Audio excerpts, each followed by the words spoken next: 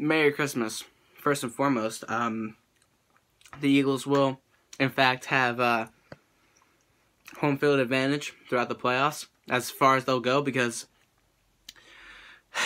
there's a lot to question after what we just saw.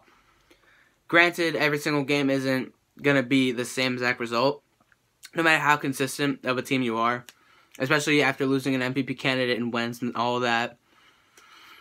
I was expecting Wentz to struggle, or Foles to struggle, but not to this extent. And majority of it, I gotta blame on Peterson, the coach, because the playbook today, after the touchdown drive, did not work. Okay, Foles, he's not Wentz, and that's the thing. We're so used to seeing our quarterback make these plays go on longer, like do a Houdini act, as John Gruden was talking about it. Make plays go on for longer and periods of time, let things go off schedule, and then go from there. And it resulted in big time, third down conversions, touchdowns. That's not how this game went, and that's how you can expect this Eagles team to be moving forward, because it just so happens Nick Foles is not Carson Wentz. Nick Foles cannot move around in the pocket as well as Wentz does.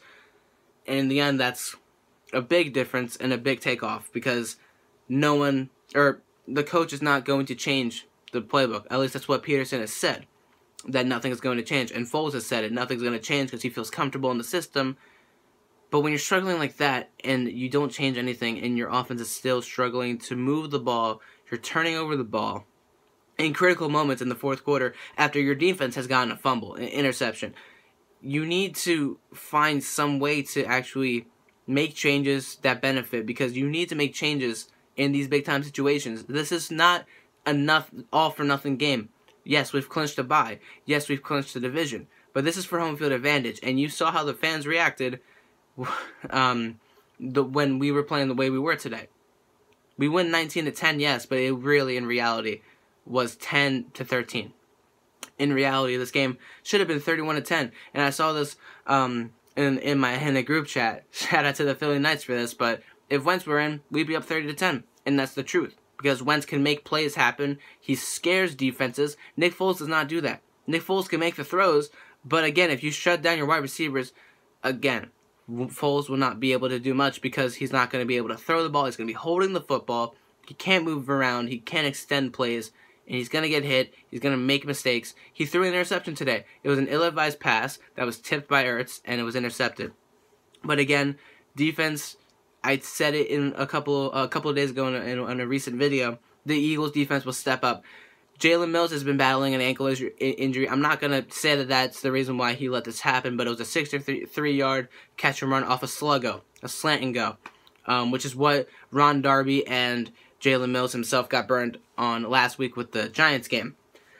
And I'm not going to use the ankle injury as an excuse, of course, but you got burned by that play, and that was about it for the Raiders. The Raiders did not do anything else after that. Marshawn Lynch had a pretty good game, yes, but other than that, it was nothing doing for them. They missed field goals, interceptions, fumbles on back-to-back possessions.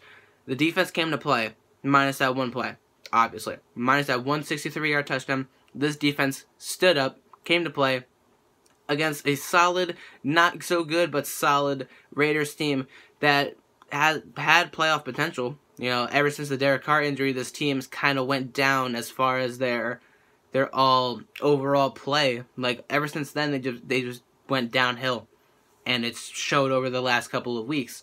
They got blown out by Kansas City. They've gotten blown out by the Patriots a couple of weeks ago and stuff.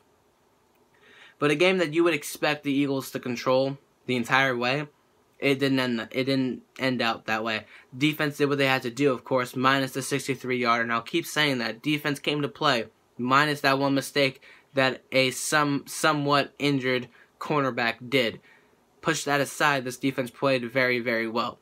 The offense is my concern, and that's where a lot of people were aiming their concern at before the game last week against the Giants, and now you're coming home, the Eagles have home field advantage.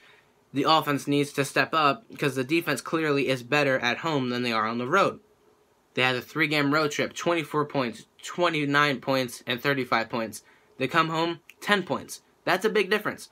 But your offense, I know, Foles is different than Wentz, but still, you would expect more. Alshon Jeffrey, no catches on a couple passes thrown to him. Zach Ertz stepped up today, helped Foles get the ball out quick and made bigger plays happen. Jay Ajayi got the touchdown off a screen pass, but he did fumble the football though.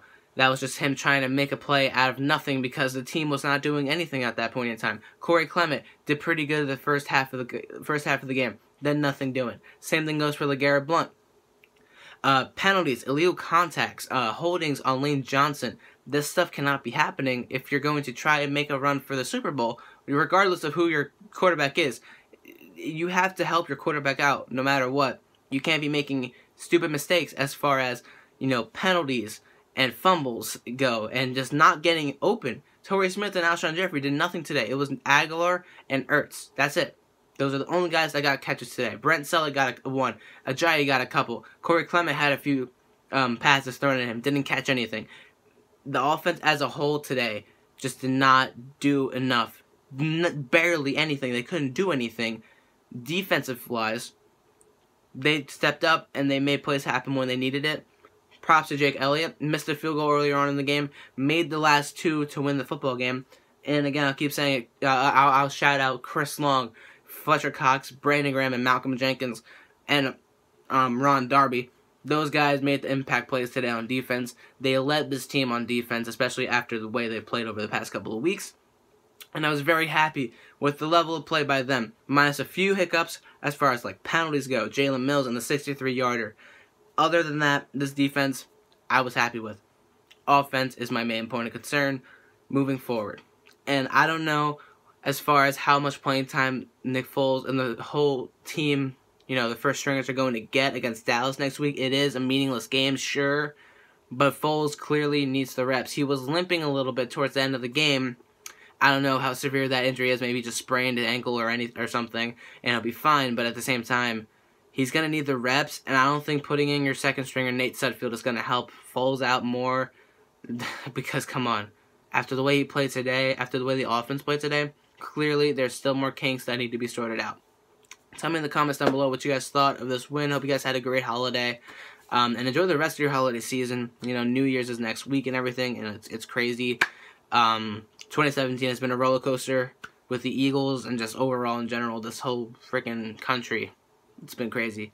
But subscribe if you're new and everything like that. And I'll see you guys later on this week when I talk more about the Foles and offense struggles. And, of course, Cowboys versus Eagles season finale. Peace out, guys.